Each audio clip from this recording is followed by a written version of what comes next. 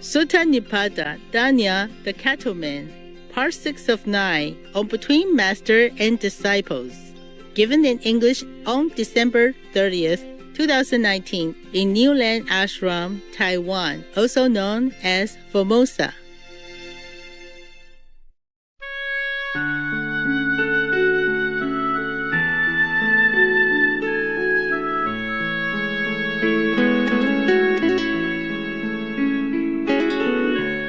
The Buddha.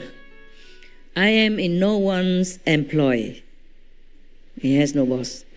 I wonder the whole world, like the monks, on the reward of my awakening.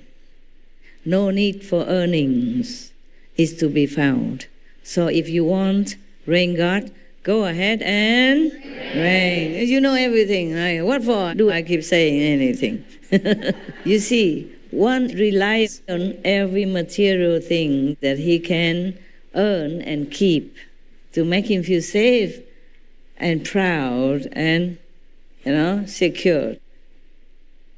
One relies on nothing, absolutely nothing. He didn't even earn any money. He has no boss. He has complete freedom. So he wandered around anywhere he wanted to. And he earned the reward, his upkeep, by his awakening. Yes. And no need for earnings is to be found. No need to ask him how much he earns a month. No need for paying taxes, anything. Truly, this is really a beautiful life. When I wasn't a master yet, I had very little money from my working before, not many years, but in Germany, in Europe, you can take out your pension in advance. And I even took that and offered it to some masters, or any ashram where I stay. And one time I had almost nothing. But you don't feel this heavy burden, you don't worry about the tax payments, you don't worry about if your building here or your ashram is legal or not. You don't need to worry about paying for employees or buying this and that, nothing. At that time, I was happier than now. Oh, of course, I'm happy now in different ways, I'm happy that I'm blessed to be able to remind some people to live a virtuous life and to save lives apart from their own, to save them from suffering, from hell and retribution in this lifetime, and save some animals' lives, save maybe the planet, yes.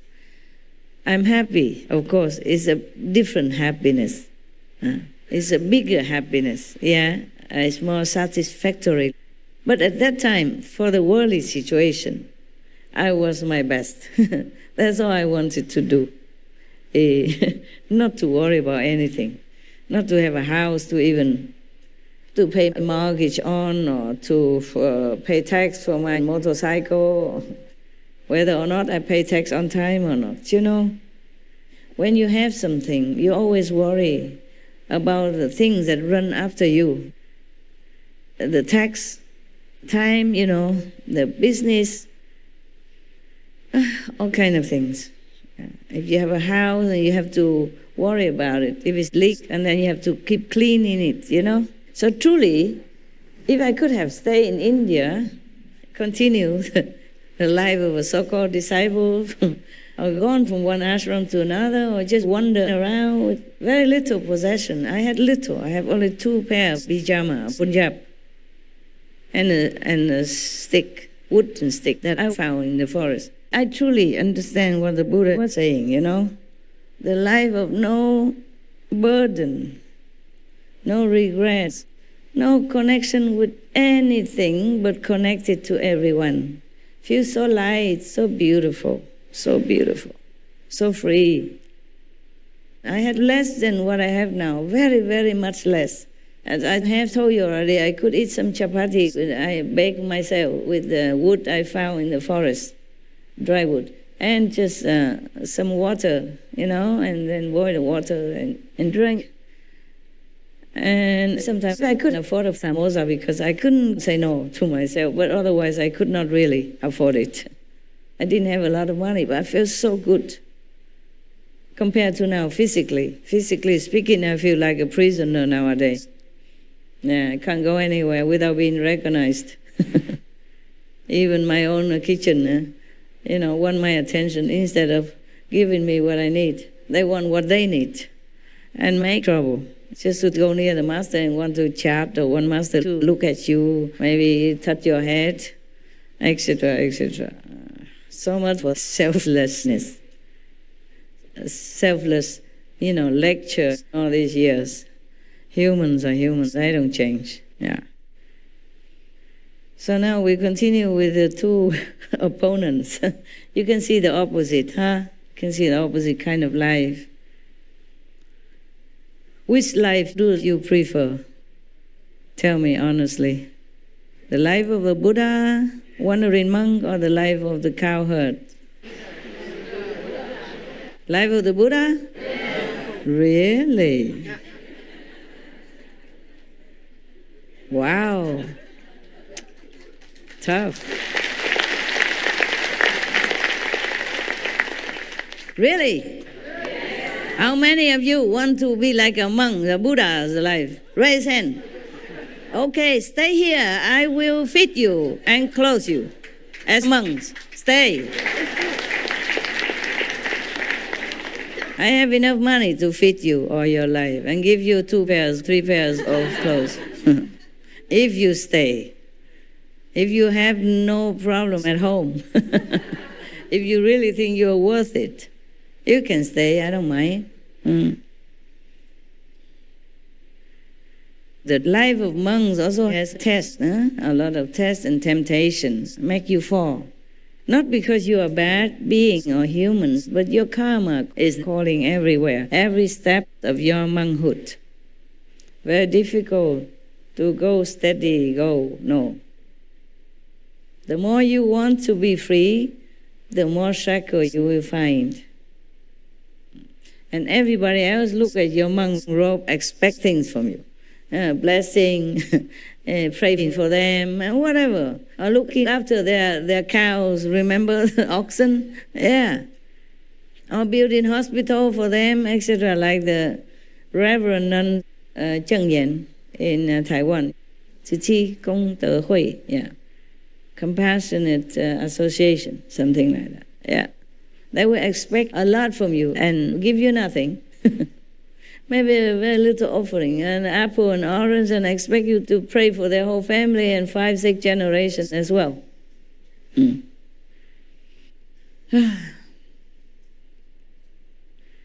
They will not just be with you, respect you, but they expect things from you.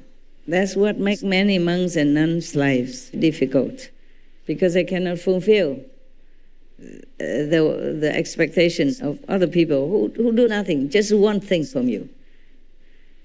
When I was invited to be an abbess in a small temple newly built in Germany, oh my God, I wish I had never accepted that invitation.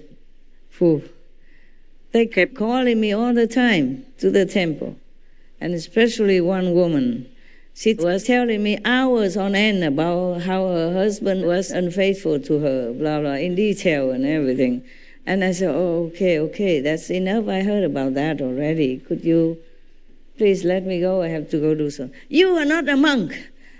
You have no compassion. You have to listen to me. You must make me feel comforted. How can you not listen to me? I am suffering, and you don't want to listen to my pain. You are no monk. You have no mercy in your heart. Blah, blah, blah. She scolded me a lot. Yeah, but after 2 hours already, same stuff. She keeps telling me how bad her husband is and how faithful she is, how much she's in love with him and he's not. So I said, you're a Buddhist. You should know sometimes karma break you up or bring you together. And when the karma is finished, then there's nothing much you can do. You should accept it, move on, maybe find another husband who is more suitable for you. No, Continue her old story all the time. Every day she talked no end. And if I wanted to stop, she scolded me that I was no nun, that I had no love in my heart. Hey, she doesn't care that I have to take care of all the people who come to the temple. She doesn't care that I have to do liturgy, a morning, evening service in front of the Buddha. She didn't care, I had to listen to her no matter what time, midnight, 2, 3 in the morning, Sunday, rainy day. Oh man, if any nun met this kind of lay disciple, I think she'd run away from the temple. Even if she continued to be a nun, she would hide herself somewhere. Nobody would find her.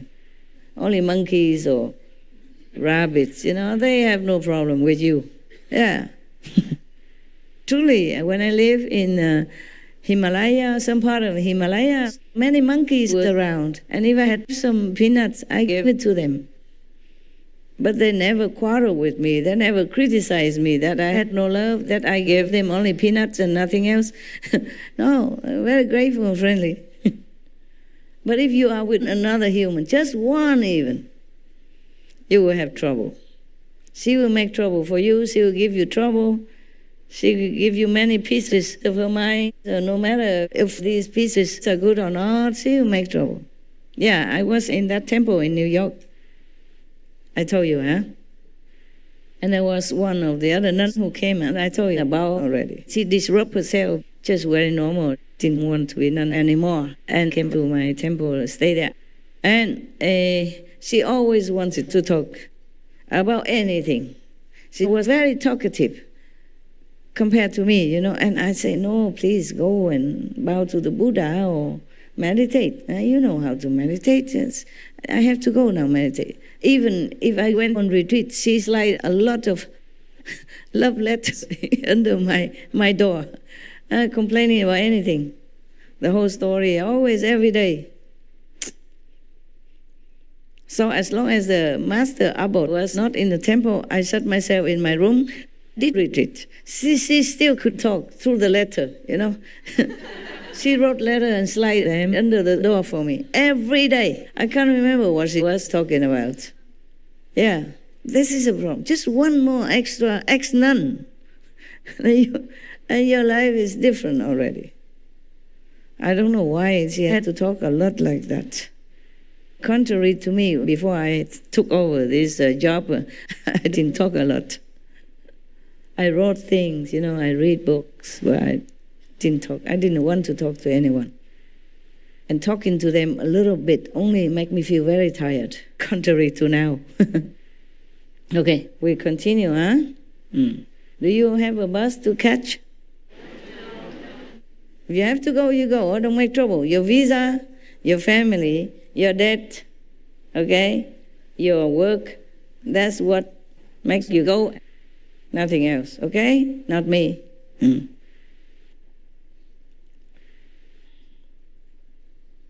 Okay, this is a cattleman talking again. They had a long conversation. Maybe they met each other and then talked, okay? And somebody recorded it. So the cattleman. There are cows, young bulls, cows in calf, and breeding cows. And a great bull, the leader of the herd. So if you want to reign God, go ahead and reign.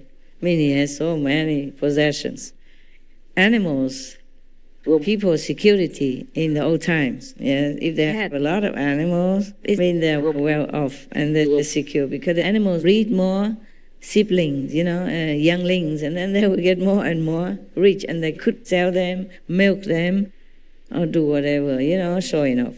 And before, in the old times, when you wanted to marry a girl, instead of, SM Celestial jewelry, you give them cows, pigs, as a dowry, Yeah.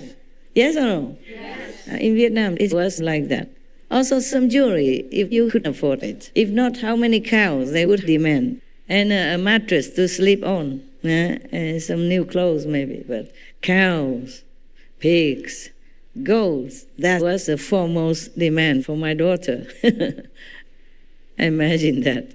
You exchange your precious living human beautiful being for some cows and feel very happy. Lucky nowadays we exchange daughter for cars, maybe, yeah, for some gold.